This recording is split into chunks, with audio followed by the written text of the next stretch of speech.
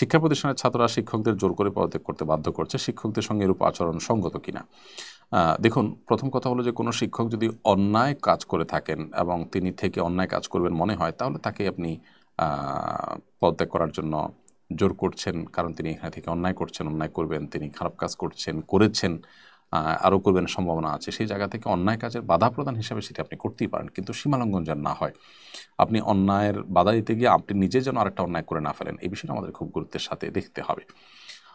এরপরে প্রশ্ন হলো ছাত্র আন্দোলন, সরি, এর বাইরে যেটি আছে যে আপনার, আমি যতটুকু জানি যে এই বিষয়টাকে আপনার অনেকে বাড়াবাড়ি করে এমনভাবে নিয়ে যাওয়া হচ্ছে যে এটা রীতিমতো দর্শনীয় মনে করা হচ্ছে, এবং সেই সমস্ত বিষয়গুলোকে তদন্ত সাপেক্ষে ব্যবস্থা নেওয়া উচিত।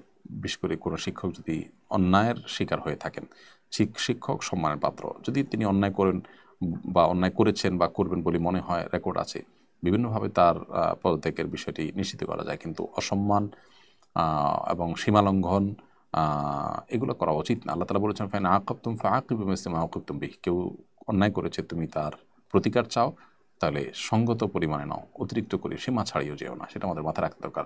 যদি আমি জানি যে এই বিষয়ে ছাত্র সমন্বয়ক যারা আছেন তারা এগুলোর বিরুদ্ধে কথা বলেছেন, এগুলো করতে নিষেধ করেছেন। সেনাবাহিনীর ট্রেনিংয়ের সময় দাড়ি রাখতে দেওয়া হয় না, ট্রেনিংয়ের সময় নিরুপায় হিসেবে দাড়ি কাটতে পারবো কিনা? নিরুপায় হিসাবে আপনি কেটেছেন, আল্লাহর কাছে এর জন্য তওবা করবেন, ইস্তিগফার করবেন, ক্ষমা প্রার্থনা করবেন, এবং দিনের অন্যান্য গুরুত্বপূর্ণ বিষয় বা এর চাইতেও গুরুত্বপূর্ণ ফরজ বিধান যেগুলো আছে সেগুলোতে আপনি খুব বেশি মনোযোগী হবেন এবং চেষ্টা করবেন যখনই সুযোগ পাবেন তখনই আপনি দায় রাখার। এমনিতে দায় রাখা যেহেতু ওয়াজিব, অতএব ওয়াজিব তরক করতে হয় এরকম কোনো কাজে আমাদের যাওয়া উচিত নয়।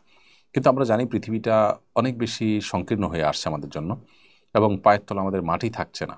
তো এরকম পরিস্থিতিতে আমরা নিরুপায় হয়ে যদি কোনো গুনাহ সাময়িক সময়ের জন্য আমার গুনাহে লিপ্ত হতে হয়, বা কোনো ওয়াজিব আমরা আমল করতে না পারি, এককালীন কোনো একটা আমল থেকে আমাকে বঞ্চিত থাকতে হয়, তাহলে গুনাহ তো হবেই, কিন্তু আমি আল্লাহর কাছে ওজর পেশ করতে পারি, আশা করা যায় যে আমি যদি তওবা করি আল্লাহ তাআলা আমাকে সেটা মাফ করবেন। আর যদি এরকম পরিস্থিতিতেও আপনি দৃঢ়তার উপর থাকতে পারেন, আজিমতের উপরে থাকতে পারেন, তো সেটা হবে অধিকতর উত্তম, অধিকতর আপনার অন্তর অবস্থিত তাকওয়ার প্রমাণ।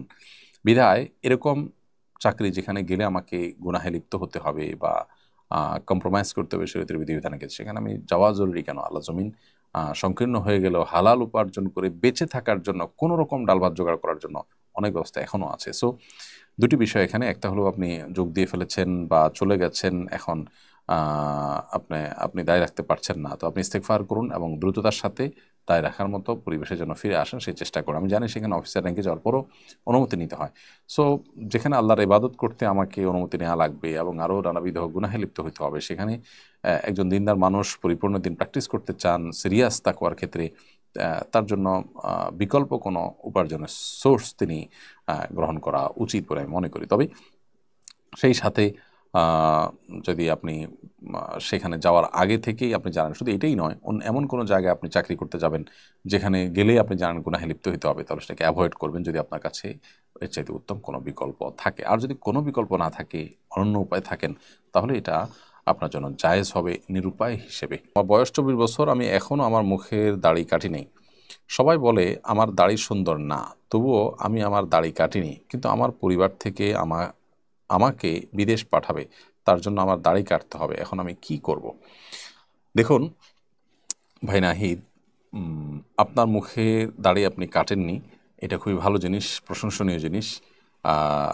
তবে যারা বলছেন যে দাড়ি সুন্দর না, তারা ভুল কথা বলছেন। আমাদের দাড়ি রাখার ক্ষেত্রে মনে রাখতে হবে আমরা আল্লাহর নির্দেশ পালনার্থে রাখছি, সুন্দর অসুন্দরের জন্য আমরা দাড়ি রাখছি না। যেহেতু সুন্দর হলো কি হলো না সেটা আমার উদ্দেশ্য নয়, তাহলে সেক্ষেত্রে এখানে সুন্দর না কেউ বললে সেটাকে বিশেষভাবে যত্ন নেওয়ার বা সেটাকে কেয়ার করার কোনো কারণ থাকতে পারে না। অতএব আমাদেরকে মনে রাখতে হবে যে এই ব্যাপারগুলোতে সবসময় আমরা সর্বোচ্চ সতর্ক থাকার চেষ্টা করব, যে পারিপার্শ্বিক কোনো লোকের প্ররোচনায় আমরা যেন ভুল পথে পা না পাড়াই। আল্লাহ আমাদেরকে সেই তৌফিক দান করুন।